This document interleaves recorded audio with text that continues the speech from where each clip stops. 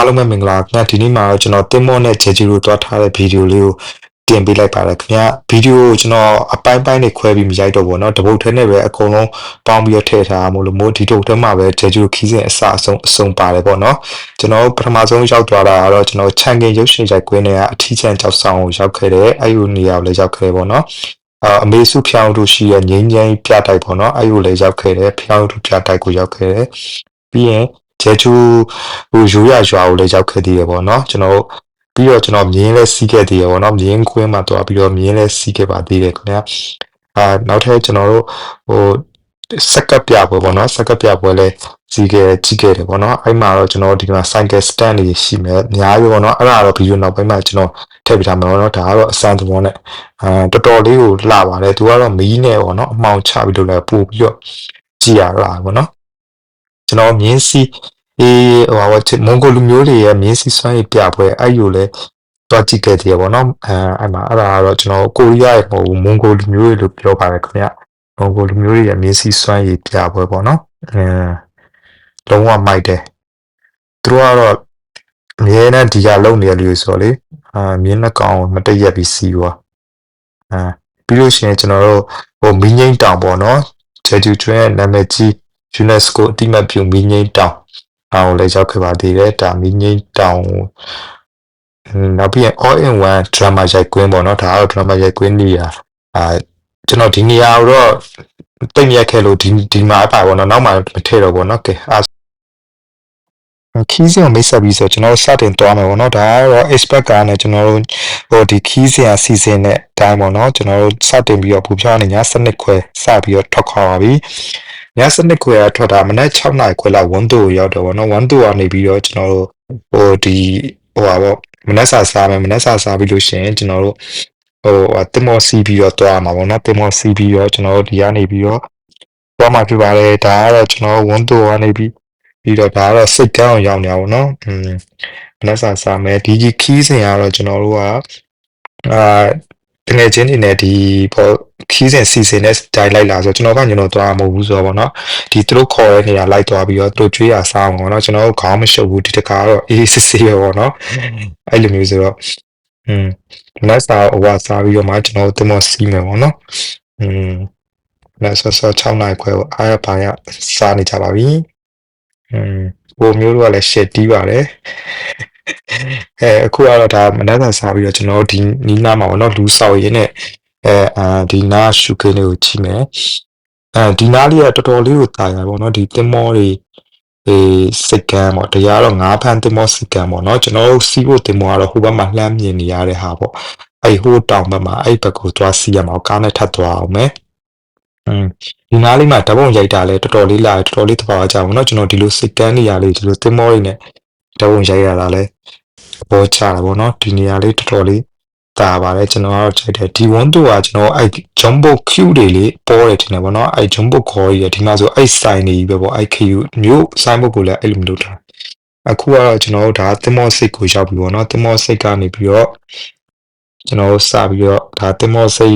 ရှိမှလည်းဒီချဲကျူလိုရုပ်ထုလေးလုပ်ပြထားဗောနော်တင်မောစိတ်နီနာကိုနည်းပတ်ကြည့်အောင်ဗောနော်ဒါကတော့ကျွန်တော်တို့အဖွဲတွေနည်းနည်းဟိုကြည့်တင်မောနာမှာဓာတ်ပုံတွေရိုက်ပေါ့ဒ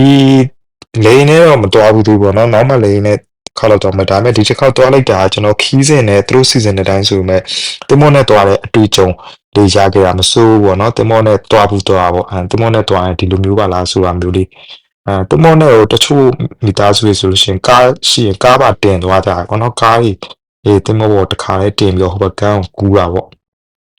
့တင်မောကြီးကတော့အကြီးပဲဒါစီးသွားမယ်တခါမှဒီလိုမစီးဘူးပေါ့နော်စပြီးတော့တင်မောတက်ပါတော့မယ်ကျွန်တော်တို့တင်မောတက်တယ်အထုပ်တွေဆွဲပြီးတော့မသိရလိမ့်မောတက်တယ်လို့ပဲနော်တင်မောတက်အလေကားတွေတက်ဒါကတော့တင်မောပေါ်ရောက်ပါပြီခင်ဗျာကျွန်တော်ဒီမှာဆိုလို့ရှိရင်လေလေးတွေတင်မောလေးတွေတင်မောကလိုက်မှုမလားမသိဘူးပေါ့နော်နည်းနည်းတော့စိတ်တော့လှုပ်ရှားတယ်ပျော်တော့ပျော်တယ်ပေါ့နော်တခါမှဒီလိုတင်မောနဲ့အကြီးနဲ့လေခီးမသွားဘူးပေါ့နော်စိတ်ထဲမှာတော့ရင်ကုန်စိတ်လှုပ်ရှားပါတယ်ဒါကတော့တင်မောဘွားမြင်ရတဲ့ view ဖြစ်ပါခင်ဗျာကဲစတင်ထွက်ခွာပါပြီစတင်ထွက်ခွာဖို့အတွက်ဂျိုးတွေ ဖြုတ်ပြီးတော့เนาะကျိုးကသူကနေစက်ကနေအော်တိုတိန်သွားတာကန်ကနေစတင်ထွက်ခွာပါပြီစတင်ထွက်ခွာနေသူကအရှင်ရမြန်တယ်ချက်ချင်းကိုလေကန်ကနေခွာပြီးတော့လေလုံးဝမိုက်ပါတယ်ခင်ဗျ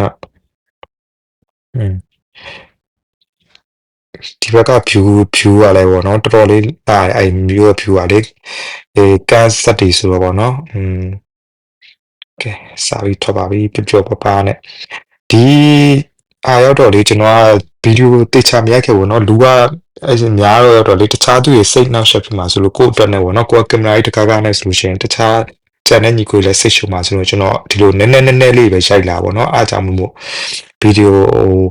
တိတ်ပြီးတော့တင်ဖို့အားမရှိဘူးအခုမှပဲတင်လိုက်တာပေါ့เนาะဒီလိုမျိုးကျွန်တော်တို့ကတင်မောပေါ်မှာဒီလိုအထဲမှာမနေဘူးပေါ့နော်အပြင်မှာပဲရှောက်သွားပြီးတော့ဒီလိုမျိုးလေငင်းခံပြီးတော့စီးလိုက်သွားပေါ့အဲ့တော့အချိန်2နာရီကျော်ဘာမှတော့မသိလိုက်ဘူးနော်တင်မောရဲ့ဒီအနောက်ကအဲ့လိုမျိုးလေတင်မောဖြတ်သွားတဲ့အရာကြံနေတဲ့နေရာဓာတ်ပုံရိုင်တော်တော်လှပါနော်ပြောရင်ဆိုရင်ပဲအခုကတော့ဂျေဂျူရိုကိုကန်ကပ်ပြီးပေါ့နော်ကန်ကပ်ပြီးနောက်မှမြင်နေရဂျေဂျူရိုဖြစ်ပါတယ်ခင်ဗျာအပြင်မှာတော့တော်တော်လှဖုံးထဲမှာနည်းနည်းဝေးနေသလိုဖြစ်တာပေါ့နော်တက်ပြီဆိုပြောနေအောင်ပဲချက်ချင်းကိုရောက်သွားပါတော့ရောက်သွားပြီအခုကတော့ဒါကျွန်တော်ဆင်းပြီပေါ့နော်ဒီကတော့ကားတွေကသူတို့ကဒီလိုမျိုးတင်လာတာကားတွေကျွန်တော်တို့ကတော့ဟိုဘက်မှာကျွန်တော်တို့ခီးတဲ့တင်ကားကြီးပေါ့အဲ့ကားကြီးစီးရမှာစောင့်နေမှာပေါ့နော်လာကြိုမှာအဲ့ကားနဲ့ကျွန်တော်ချက်ချင်းပဲတွားကြမှာပေါ့ရောက်ပါပြီတဲ့ချဲကျူတို့ဒါကတော့ဆင်းပါပြီအဆင်းရလဲဒီလိုမျိုးပဲနောက်ကနေရောက်ပါပြီဒါကတော့ကျွန်တော်တို့အဖွဲ့ပါခင်ဗျာဒီကတော့ကျွန်တော်စီးခဲ့တဲ့တင်မော်ယူပါနေ့လည်စာစားမယ်ပေါ့နော်နေ့လည်စာကိုလည်းဒီမှာသူတို့တခါလဲစိုင်းနေချိန်ပြီးသားပေါ့အဲ့ရနေပြီးတော့စားပြီးတော့တော့မယ်ပထမဆုံးတော့ကျွန်တော်တို့ဒါချန်ကင်စကားထဲမှာပါတဲ့အထီးကျန်ကြောက်ဆောင်ပေါ့ချန်ကင်ရုပ်ရှင်ရုပ်သက်ဇလန်တွဲတွေကလေအထီးကျန်ကြောက်ဆောင်သူကတော့နာမည်ကြီးပဲပေါ့စကားထဲမှာတော့ဘယ်လိုလဲမသိဘူးကျွန်တော်လည်းကြားတော့လေမိသွားပြီပေါ့နော်အခုဒီမှာချန်ကင်ရုပ်တွေလည်းပြလာတယ်ဒီတိုင်းကြည့်လို့ရှိရင်တော့ဒါတာမန်ဒီတိုင်းပဲပေါ့ဒါပေမဲ့စကားထဲမှာတော့ဘယ်လိုစကားငံကြောင့်နာမည်ကြီးနေရတခုပြတ်မှတ်ထားလည်းမသိဘူးเนาะအဲ့ရတော့လည်းပြီးတော့ကျွန်တော်တို့ဒီမှာစက်တော့ဒီကထမ်းမင်းလိုဟာတွေ့ရเนาะခြေကျူမှာထမ်းမင်းလိုပုံစံတွေဒီဘက်ဒီမှာမရှိဒါကတော့မေစုဖျောက်ထူပြတိုက်ရှိရငင်းချမ်းရေးပြတိုက်ကိုတွားပါမယ်ငင်းချမ်းရေးပြတိုက်တော့မယ်အဲ့မှာတော့ကမ္ဘာအထင်ကြီးငင်းချမ်းရေးပုံကိုယ်တွေနဲ့ပေါ့เนาะဒါကတော့မေစုရဲ့ဖျောက်ထူပေါ့เนาะတော်တော်လေးကိုတူပါတယ်ပေါ့เนาะမြင်ရတာကျွန်တော်တို့နောက်ပြီးရင်ဒီအောက်မှာဆိုလို့ရှိရင်အမေစုရဲ့ Nobel ဆုရထားတဲ့ဟာတွေနောက်ပြီးလို့ရှိရင်ခွန်ဂျူးကဆုရထားတယ်ပေါ့နော်အဲ့လိုငင်းငယ်ဆုရထားတယ်နောက်ပြီးရင်ဒီဘက်မှာဆိုအာဆီယံအဖွဲ့ဝင်ရှိပေါ့နော်အာဆီယံအဖွဲ့ဝင်တွေမှာတော့ကျွန်တော်တို့ဦးသိန်းစိန်ပုံကိုလည်းရှိတယ်ပေါ့နော်ဦးသိန်းစိန်ဖျားတို့ထူလည်းရှိပါတယ်ဒီအဲ့ပြတိုင်းမှာဆိုလို့ရှိရင်ပေါ့နော်အာဆီယံအဖွဲ့ဝင်တွေမှာလည်းမြင်ခဲ့ရပါတယ်ခင်ဗျာကျွန်တော်နော်နောက်ပြီးရင်တခြားနာမည်ကြီးပုဂ္ဂိုလ်တွေတခြားနာမည်ကြီးအဲ့လိုမဟာကဏီတို့ပါပေါ့နော်အဲ့လိုမျိုးတွေလည်းအများကြီးရှိပါတယ်ဖျားတို့ထူတွေပေါ့နော်ပြီးရင်ဒီကျွန်းမှာရိုက်ထားတဲ့နာမည်ကြီးရုပ်ရှင်ဇလန်တွဲတွေကမင်းသားမင်းသမီးတွေရဲ့ဖျားတို့ထူတွေလည်းရှိရပေါ့နော်ဒီကျွန်းမှာရိုက်သွားတဲ့ဟာတွေနာမည်ကြီးစကားတွေနဲ့သူတို့တခါတည်းအဲ့လိုမျိုးစာနဲ့ရုပ်ထူတွေနဲ့ပြထားပေါ့နော်အဲ့ဒီဖျောက်တော့မေစုရုပ်ထုရှိလို့တွားခဲ့တာပေါ့နော်အခုကတော့ကျွန်တော်တို့နောက်တနေရာကိုဆက်ပြီးတော့တွားမှာဖြစ်ပါတယ်နောက်တနေရာကတော့ကျွန်တော်တို့ဒီမွန်ဂိုလူမျိုးတွေရဲ့မြင်းစည်းစွမ်းရည်ပြပွဲပေါ့အဲ့ဒီတွားလေမှာဖြစ်ပါတယ်ခင်ဗျာချယ်ရီချွတ်မွန်ဂိုလူမျိုးမြင်းစည်းစွမ်းရည်ပြပွဲပေါ့နော်သူကအဲ့လိုမျိုးသူကဆောက်ထိုးပေါ့မြင်းနှကောင်နဲ့အပြင်မှာတော့လုံးဝတီးလုံးနေနေပေါ့နော်လုံးဝတီးလုံးအချမ်းစားနေလုံးဝမိုက်တဲ့ဒါပေမဲ့ကျွန်တော်ကတော့ copyright မိမှာဆိုလို့မို့ကျွန်တော်ကအကုန်လုံးဖြတ်ချပြီးကျွန်တော်အတန်ပဲထည့်လိုက်တာပေါ့နော်ကျေကျုံရောက်လို့ရှိရင်အဲ့မွန်ဂိုလူမျိုးရဲ့မြင်းစည်းစွမ်းရဲ့ပြပွဲကလည်းကြည့်တဲ့နေမှာပါတယ်ပေါ့နော်အဲ့လိုမျိုး geotype ဆွဲပြီးလိုက်တော့လုံးဝမိုက်ကြည့်ရတာတန်တယ်ပေါ့နော်အဲ့ကောင်လဲဒီကတော့အရှည်ကတော့ဗီဒီယိုရှည်ကတော့ကျွန်တော်တစ်ခါတင်ပေးထားရပေါ့နော်အခုကျွန်တော်ဒီမှာတော့အစုံဆိုတော့ကျွန်တော်နည်းနည်းလေးပဲထည့်လိုက်တော့ပဲပေါ့တစ်ပိုင်းစီလောက်ပဲဖြတ်ပြီးတော့ပဲထည့်လိုက်တယ်ပေါ့နော်ဒါကတော့မြင်းနှကောင်နဲ့လူတယောက်မတက်ရက်ပြီးတော့စီမှာเนาะဒီကောင်တွေကတော့လုံးဝ ကျွမ်းတယ်ဒါကတော့သူတို့ကတော့လုံးနေကြပါတော့မြင်းနေရလဲဒီရလဲပြမကြမြင်းနေရလဲတင်ထားပြီးသားရေဆိုတော့အဲ့လိုမျိုးဆိုတော့ကြည့်ရဟောလေလိုက်ပါတယ်ဒါကတော့ရင်းနှကောင်နဲ့လူ9ယောက်နဲ့လုံးဝမတက်ရက်ပြီးတော့ AC ပဲကြည့်လို့တော်တော်လေးကောင်းပါတယ်ခင်ဗျဒါကတော့အဖွဲလိုက်ပေါ့နော်ဒါပြီးပြီးပြန်ထွက်ပြီးသူကအဲ့လိုစွမ်းရည်တယောက်ချင်းစီပြတာနောက်ပြီးရင်အဲ့လိုမျိုးဟိုစစ်ဖြစ်တဲ့ပုံစံမျိုးပေါ့နှစ်ဖက်အဲ့လိုမျိုးလဲပါတယ်ပေါ့နော်ဒါတော့အခုကတော့ပြန်ရပြီပေါ့တိန်းတာပေါ့နော်ပြန်ထွက်ပြီးမှတစ်ခေါက်ပြန်နှုတ်ဆက်ကြပေါ့အဲ့လိုမျိုးအဲ့မြင်းပူလေးကတော့သူကတော့ဟာတာပုံစံပေါ့အဲ့တယောက်ကတော့သူကအဲ့မြင်းပူလေးတွေကင်တာမြင်းပူလေးနဲ့နှုတ်ဆက်မြင်းပူလေးခြေထောက်ဝက်ပြီးတော့နှုတ်ဆက်ခိုင်းတာသူလည်းအဲ့လိုလေးတော်တယ်ပေါ့နော်တယောက်ဆောင်တာအဲ့လိုထွက်သွားတဲ့ပုံစံကြီးလက်ကိုကောင်းပါလေပြင်ကျွန်တော်ထပ်ပြီးတော့ဒီဆက်ပါမယ်ဂျေဂျူကကျွန်တော်အိမ်ရဲ့ခြံစည်းတွေအများစုကအဲ့လိုမျိုးကြောက်တုံးလေးတွေစင်ပြီးတော့ပေါ့နော်အဲ့ဒါဟိုးရင်ကသူတို့ရိုးရပေါ့အဲ့လိုလေးလမ်းတစ်လျှောက်အိမ်လေးတွေလည်းကြည့်ရတာတာယာပြီးတော့လေမျက်စိပရာတာဖြစ်တယ်ပေါ့နော်သူ့ဟာနဲ့သူသိရလေသူခြံစည်းလေးနဲ့သူပေါ့နော်ကဲအခုကတော့ကျွန်တော်ဒီနေရာတော့မင်းငိမ့်တောင်ပေါ့နာမည်ကြီးဂျေဂျူကျွဲနာမည်ကြီးမင်းငိမ့်တောင်ကိုတဲမှာဖြစ်ပါတယ်ခင်ဗျကဲအခုဒီနေရာကတော့လုံးဝတော်တော်လေးလဲလာစိတ်ဆူပြီးတော့ပေါ့နော်UNESCO အတိမတ်ပြုမင်းငိမ့်တောင်တဲ့ဒီလိုမျိုးအောက်ကိုကြည့်လိုက်လို့ရှိရင်လဲကျွန်းဆွဲပုံစံလေးတော်တော်လေးကိုဖက်စီပရာတာဖြစ်တယ်ပေါ့နော်အဲ့ဒီနေရာမှာလဲဓာတ်ပုံရိုက်လို့တော်တော်လေးလာတယ်ကျွန်တော်ဟိုစိမ့်ဆူပြီးတော့လေဒါက UNESCO အတိမတ်ပြုရေးပါလေတက်ထားပါတော့ကဲမင်္ဂလာပါတဲ့ဥစ္စာနေကြဒါကြီးလဲကျွန်တော်အတန်အကုန်လုံးဖြောက်ပြီးတော့ကိုယ်အတန်ပဲထည့်လိုက်တော့ဗောနော်ဗီဒီယိုတစ်ခုလုံးအတန်ဖြောက်ပြီးတော့ကဲတက်နေကြပြီကျွန်တော်တို့အဖွဲတွေဒီကတော့နိုင်ခွက်လာ45မိနစ်လောက်လာမသိကြာရယ်နော်ကဲနှုတ်ဆက်ပြီးပါအောင်45မိနစ်လောက်ကြာရထင်တယ်အတက်အစင်းတက်ကိုဒါကတော့အတူသွားညီကိုတွေနောက်ကနေပြီးတော့နှုတ်ဆက်ပြီးပါအောင်လူသွားညီအဖွဲကတော်တော်များတယ်39ရောက်လောက်လာမသိဘူးယောက်ျားလေးတွေကြီးပဲလေပြောဖို့လည်းကောင်းပါတယ်အဲ့ခီးစင်လေးကအမတ်တရားလည်းဖြစ်တယ်ပေါ့နော်တော်တော်လေးကိုတာယာပြီးတော့လာရာသီဥတုလည်းကျွန်တော်သွားနေရရာသီဥတုတာယာတော့လေတော်တော်လေးအဆင်ပြေတဲ့ထဲမှာပါတယ်ပေါ့နော်ကျွန်တော်သွားခဲ့တာဟိုအပေါ်ရောက်သွားပြီဝါပေါ်မှာမြင်ရမြင်ခွင့်သူကဒီတောင်ကတော့မင်းကြီးတောင်ကတော့လေကျွန်တော်မင်းကြီးတောင်ဆိုတော့ကျွန်တော်ပေါ်စီကနေကြည့်လို့ရှိရင်တော့ဒီလိုမျိုးဂျိုက်ခွက်ပုံစံဖြစ်နေမှာအလဲကောင်အခုကကျွန်တော်ဒီကနေကြည့်ရတော့တိတ်ပြီးမတီးရဘူးเนาะလိုမျိုးလေလို့ပါတော့အပေါ်ကနေကြည့်လို့ရှိရင်တော့သူကဂျိုက်ခွက်ပုံစံကြီးဖြစ်နေတာအလဲကောင်ကလေကဲမင်းကြီးတောင်မင်းကြီးတောင်ရောအမတ်တရားပေါ့เนาะကဲဒီကနေပြန်ပြီးတော့ကျွန်တော်တို့နောက်တစ်နေရာကတော့ဂျေဂျူရိုးရွာရွာကိုတွားမှာဖြစ်ပါတယ်ဒါကတော့ဂျေဂျူရိုးရွာရွာပေါ့နော်ရိုးရွာရွာတော့ကျွန်တော်တို့ဟိုးရှင်ကလူနေမှုပုံစံတွေကိုပြထားပေါ့အိမ်ချန်စီယိုတွေကကျွန်တော်ဘာမှမထည့်ထားဘူးเนาะအင်္ဂလိပ်တွေပါတယ်ဒီတိုင်းပဲကြောက်ခဲတွေပဲစင်ပြီးတော့လောက်ထားတာအဲ့ချန်စီယိုလေးတွေလည်းတော်တော်လေးသဘောကျတော့ကောင်းတယ်ပေါ့ဒါကတော့သူတို့ဟိုးရင်ကပညာဒါကတော့ကျွန်တော်တို့ဟိုဟာတွေတလဲတီပင်အစ်စ်တွေเนาะဒီ channel ထဲမှာဆိုလို့ရှိရင် तू ကအပင်အစ်စ်တွေကိုလည်းထည့်ပြီးတော့စိုက်တာတကယ်လူနေတဲ့အတိုင်းပဲတလဲတီပင်နေရှိမယ်အဲ့လိုမျိုးဝင်လေးလာ तू ကဒီကတော့ကျွန်တော်ဟိုတစ်ခါပြောတော့ wet chan ပေါ့wet chan ကိုကျွန်တော်ရှင်းပြနေအောင်နော်ဝက်ချန်ကတဲ့ခြေချူကရင်တော့ဆိုလို့ရှိရင်ကျွန်တော်ဒီမှာအဲ့ဒါလူဣပတဲ့နေရာပေါ့လူကအပေါ်ကနေဣပချအောက်ကဝက်ကစားပေါ့အဲ့လိုမျိုးဒီရိုးရွာတဲ့အိမ်ကြီးတော်များမှလည်းသူဝက်ချန်နေလောက်ဝက်ချန်နေအိမ်တော်များမှပါတယ်ပေါ့နော်ဒီရိုးရွာကတော့သူကဒါကလေးကလေးကဣပါလာဝက်တီကလာပြီးတော့စားတဲ့ပုံစံပေါ့အဲ့လိုလောက်ထားတာကလေးကဒုံးနဲ့အပေါ်ကနေဝက်ချန်ထဲမှာဣပါနေတာပေါ့ အဲ့လိုမျိုးမှစာရည်နဲ့လည်းရှင်းပြထားတာပေါ့နော်အဲ့လိုတုံးနဲ့တော်တော်လေးသဘာဝကျတယ်ပေါ့နော်လှုပ်ထားတာအဲ့လိုမျိုးရှင်တော့ဝက်ချန်နေလဲသူတို့ကကြောက်တုံးနေပဲအိမ်နေလဲတချို့အိမ်တွေကကြောက်တုံးနေပေါ့နော်ဂျဲကျူမှာဆွမ်းနာပြရတဲ့မှာအဲ့မှာငပြောပင်ပါဝိုင်းငပြောပင်ပြောမိသွားဒီမှာတဲ့သီးတွေရှိမယ်လိန်မော်သီးပင်တွေတဲ့သီးပင်တကယ်သဘာဝအတိုင်းပဲလုံးဝအိမ်တိုင်းမှာလေပြတာတော်တော်လေးကိုသဘာဝကျတယ်ပေါ့နော်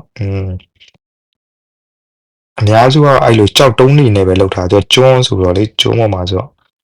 အဲ့လိုကြောက်တုံးနေတော်တော်လေးကိုတာတာရတသိရက်ကလေးနဲ့လေသဘောကျဖို့ကောင်းတယ်ပေါ့နော်အဲ့လိုအပင်ကြီးဆိုလို့ရှိရင်အဲ့လိုအကြီးကြီးရောတကယ်အိမ်ထဲမှာအာနေရတယ်လို့ပေါ့နော်လုံးဝဒီအိမ်ကတော့ကျွန်တော်ဟိုတကယ်ဝက်နှစ်ကောင်မှထည့်ပေးထားတယ်အမှဒါကတော့အရင်ခက်ကဟိုပါပေါ့ဤပါတွေကဒီမှာအရင်ခက်ကဤပါနေရပါတော့အခုခက်ကတော့အဲ့မှာအစာကွက်ထဲမှာပဲအစာထည့်ကြည့်ထားပါတော့တရိုးပြလောက်ပဲရှိတော့အရင်ခက်ကအဲ့လိုမျိုးဝက်ချန်ကလည်းအဲ့လိုကြောက်တုံးနေနဲ့ကြောက်တုံးနေနဲ့စစ်ကြောက်တုံးတွေကိုဘာမှမပါပဲကာထားအောင်နော်သူ့ရဲ့ပညာပဲဟိုလိုမျိုးလည်းအများကြီးပုံထားရတယ်မဟုတ်ဒီတိုင်းပဲအစစ်ကာထားတာအောင်နော်ရဲကျူဝမဲကတော့နာမည်ကြီးပဲပေါ့နော်ဒီဘက်ခေတ်ရဲ့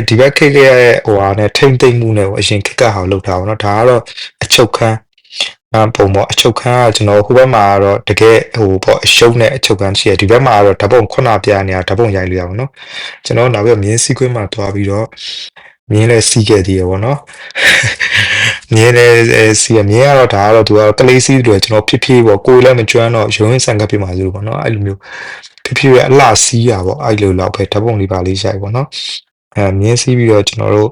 နောက်ထပ်တစ်ခုအနေနဲ့စက်ကပ်ပြပွဲပေါ့နော်စက်ကပ်ပြပွဲဒါကတော့စက္ကန့်ဆိုင်ပြပွဲဝါအဲ့ဒါလည်းသူကပြအများကြီးပဲကျွန်တော်ကဒါနည်းနည်းပဲတကောနည်းနည်းစီပဲထည့်လိုက်တော့အောင်နော်ဗီဒီယိုအရန်ရှည်သွားမှာမို့လို့မို့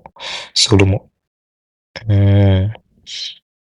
အဲ့လေဒါကတော့လေ့ကျင့်နေပဲဆိုင်ပါတယ်သူတို့တွေဒါကတော့လေ့ကျင့်ထားပေါ့အရန်ကြီးတော့ထူးဆန်းကြီးတော့လဲ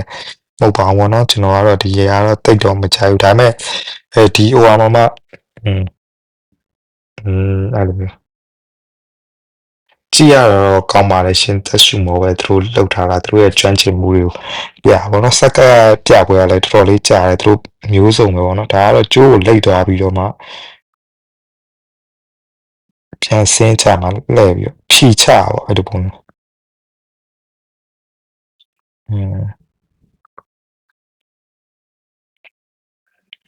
ဟုတ်ကြည့်ရတာတော့သူတို့ကတော့လုံးဝကျွမ်းကျင်တာဆိုတော့လေရှင်သက်ရှုမောတယ်အဲ့လိုမျိုးဟိုဟာကြည့်ရအဲ့လိုဟိုဝါခြေတော့ကလဲပြီးအောက်နဲ့ရိုက်လိုက်လို့အဲ့လို2ယောက်တွဲတွေရော4ယောက်တွဲတွေရောပေါ့နော်ဒါရကျွန်တော်မြန်မာနိုင်ငံမှာလည်းတချို့စက်ကပ်ပြပွဲတွေမှာပြရပါတယ်အဲ့လိုဒါ4ယောက်တွဲကြည့်လို့ကောင်းတယ်သူတို့ကတီးလုံးနေနေပေါ့နော်လုံးဝမိုက်စားကျွန်တော်ကတီးလုံးနေအကုန်ဖြိုက်ကိုကဒေါ်ကီထည့်လိုက်တော့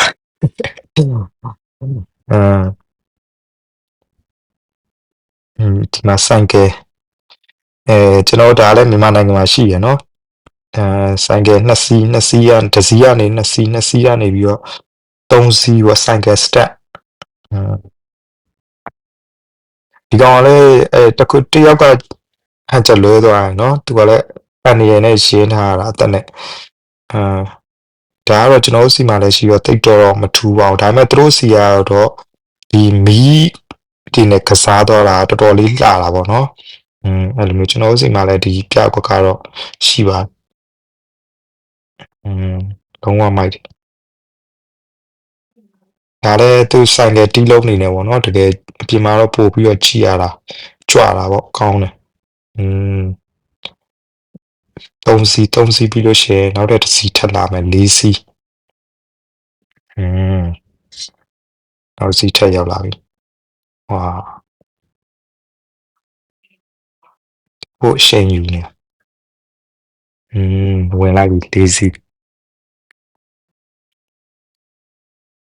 ကျွန်တော်ကနောက်တစ်စီးထပ်မျောနေတာ5စီးလာအောင်မလားလို့4စီးနဲ့ပြီးသွားကျွန်တော်နိုင်ကမှလည်း4စီးလား3စီးလားရှိတယ်နော်ကျွန်တော်5စီးလောက်လာမှတ်နေနောက်စီးထပ်လာအောင်မလားလို့သူ့ရဲ့ပတ်လန်းတိုင်းသူတို့ရဲ့ဟန်ချက်ကိုထိန်းသွားနော်နှစ်စီးရဝက်ရနှစ်စီးရအပေါ်အောက်อืมဝါကြည့်ရလုံးဝမိုက်တယ်อืมလုံးဝလဲပြီးတော့ချားချက်ဟတ်လို့ပုံစံမျိုးဟွာမီးပိတ်လိုက်တာပို့ပြီးတော့ရောင်စုံသူ့ရဲ့ဆိုင်ကယ်မှာမီးအလှဆင်ထားတဲ့ရောင်စုံနဲ့ဆိုလေတော်တော်လေးလှရပါတော့อืมဘီတိုင်းလိုက်အဲ့တကူကဒီမှာနည်းနည်းအတားချက်ဖြစ်တယ်နော်အဲ့ဒါလေးတကူကိုယ်နိုင်ငံမှာတော့မီးပွင့်ပြီးတော့ဒီတိုင်းပဲသူကတော့မီးဆင်လိုက်တာလေတော်တော်လှဒါကတော့ပြီးသွားတယ်ဒါလည်းအကြာကြီးပဲသူတို့ step ပြကျွန်တော်ဒါနည်းနည်းလေးပဲလုပ်လိုက်တာပေါ့နော်ဒါဆိုင်က step ပြီးတော့သူတို့နှုတ်ဆက်ပြီးပေါ့နော်အကုန်လုံးထွက်လာပြီးတော့ဒီဆက်ပါတဲ့လူတွေအကုန်လုံးနှုတ်ဆက်ကြတယ်လုံးဝစမတ်ကြမိုက်တယ်အဲဆိုင်က step ကိုသဘောကျဆုံးပဲပေါ့နော်ဒီကကြီးရဲ့ထင်မှာတော့အဲ့ဒါပြီးတော့ကျွန်တော်တို့ပြန်လာတော့မယ်ခင်ဗျာဒါကတော့ဒီမော့စိတ်ကိုပြန်ပြီးတော့ဆင်းနေပါပြီကဲခွေးလေးပါခေါ်လာခင်ဗျာကဲပြန်လာတော့မယ်ချေချူဘိုင်းဘိုင်းပါကဲဒီနေ့ဗီဒီယိုကတော့အစုံပဲပေါ့နော်ကျွန်တော်လည်းပြောချင်တာပြောဒီတိုင်းပဲတင်လိုက်တော့ပေါ့နော်အမှတ်တရပေါ့ကျွန်တော်လည်းနောက်ပြန်ကြည့်လို့ရှိရင်အမှတ်တရဖြစ်အောင်ကဲအဲ့ဆိုလို့ရှိရင်နောက်နေ့မှလည်းကျွန်တော်ပဲသွားမလဲဖိုင်စားမလဲစောင့်မျှော်ကြည့်ရှုအားပေးကြကြည့်ရှုအားပေးကြရောက်ချင်းစီထောင်းလဲကျေးဇူးအများကြီးတင်ပါတယ်နောက်နေ့မှပြန်လဲဆက်တွေ့ပါမယ်ခင်ဗျာအားလုံးပဲဘိုင်ဘိုင်